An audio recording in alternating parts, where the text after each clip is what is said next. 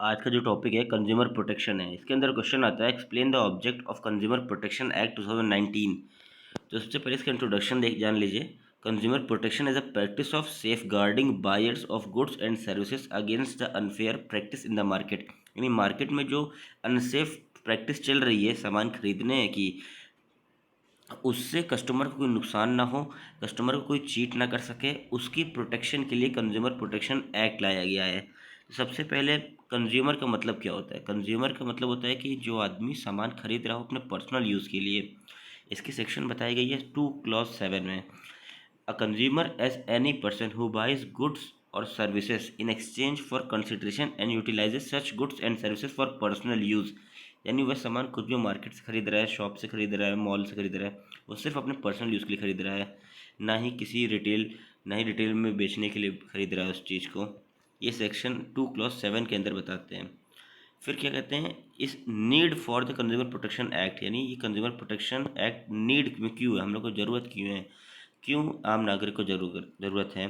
क्योंकि इससे पहले इसे एनहेंस कंज्यूमर राइट, यानी जो लोग सामान खरीद रहे हैं, कंज्यूमर्स, ग्राहकों का अधिकार बढ़े।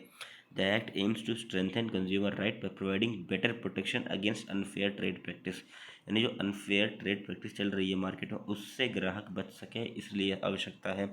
एड्रेसिंग मार्केट इम्बैलेंसेस, मार्केट के अंदर जो ज़्यादा रेट में जो सामान है उसको और ज़्यादा रेट में बेचना, प्राइस वैल्यू से ज़्यादा बेचना, इस चीज़ को इम्बैलेंस ना हो सके, बैलेंस बना रहे ग्राहकों का। रेगुलेटिंग ई कॉमर्स, यानी जो ऑनलाइन भी सामान आजकल लोग खरीदते हैं, ऑनलाइन सामान खरीदने में कोई पेमेंट करने के पश्चात भी आपके पास सामान नहीं आए, या पेमेंट कर दिए आपने, कुछ ख़राब प्रोडक्ट आ गया है, उससे बचने के लिए हमें ज़रूरत है कंज्यूमर प्रोटेक्शन। प्रोडक्ट की लाइबिलिटी, यानी जो सामान खरीदा है आपने वो चले, यानी अगर से कहा गया है कि आपको 1 साल की गारंटी दी जा रही है, ये ना हो सके कि आपको 6 ही महीने के अंदर वो वापस ना लें। तो इन सब चीज़ से बचने के लिए कंज्यूमर प्रोटेक्शन। कंज्यूमर अवेयरनेस, ग्राहक का अवेयर होना बहुत ज़रूरी है, क्योंकि आप कुछ अमाउंट पे करते हैं उसके बाद ही आपको प्रोडक्ट मिलता है। तो इसमें ग्राहक की अवेयरनेस बहुत ज़रूरी है कि अगर हमें कुछ डिफ़ॉल्ट होता है या हमें भरपाई नहीं मिलता है, तो कम से कम कंज्यूमर प्रोटेक्शन एक्ट आपको एक तरह का सॉल्यूशन दे सकें। स्ट्रीमलाइन रिड्रेसल मैकेनिज्म, यानी the act establishes consumer dispute redressal commission, यानी एक संगठन बनाई गई है, कमीशन बनाई गई है नेशनल लेवल पे भी और सेंट्रल लेवल पे भी। प्रमोटिंग फेयर ट्रेड प्रैक्टिस, यानी मार्केट में फेयर ट्रेड प्रैक्टिस हो, यानी जिस प्राइस में सामान लिखा है उसी प्राइस में दिया जाए। बाय प्रोहिबिटिंग, यानी रोक लगाना अनफेयर ट्रेड प्रैक्टिस पे, सच एज मिसलीडिंग एडवर्टाइजमेंट, यानी ये ना हो कि प्रोडक्ट दिखा रहे हैं एक पे एक फ्री देंगे, जाके जाने पे आपको ना दें। तो मिसलीडिंग एडवर्टाइजमेंट नहीं देना चाहिए, फॉल्स क्लेम ना दें आपको, गलत गलत तरीके से प्रचार करके आपको ना बुला लें। और डिसेप्टिव प्रैक्टिसेस, यानी कुछ उसमें हिडन ना स्टेटमेंट हो। इन सब से बचने के लिए कंज्यूमर प्रोटेक्शन एक्ट आप लोग को बहुत ज़रूरी है।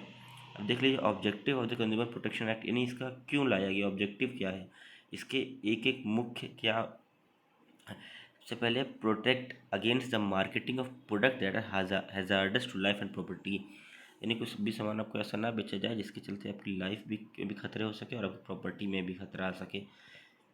Second point, inform about the quality potency quality standard and price of goods, यानी आपको जो प्राइस में बताया जा रहा है उसी प्राइस में बेचा जाए, जो प्रोडक्ट बताया जा रहा है वही प्रोडक्ट मिले, और प्रोडक्ट की क्वालिटी स्टैंडर्ड होनी चाहिए, प्योरिटी होनी चाहिए उसके अंदर। Establish consumer protection council for protecting rights, अगर किसी भी तरह का अधिकार का हनन होता है उसके लिए एक कंज्यूमर प्रोटेक्शन काउंसिल संगठन बनाई गई है।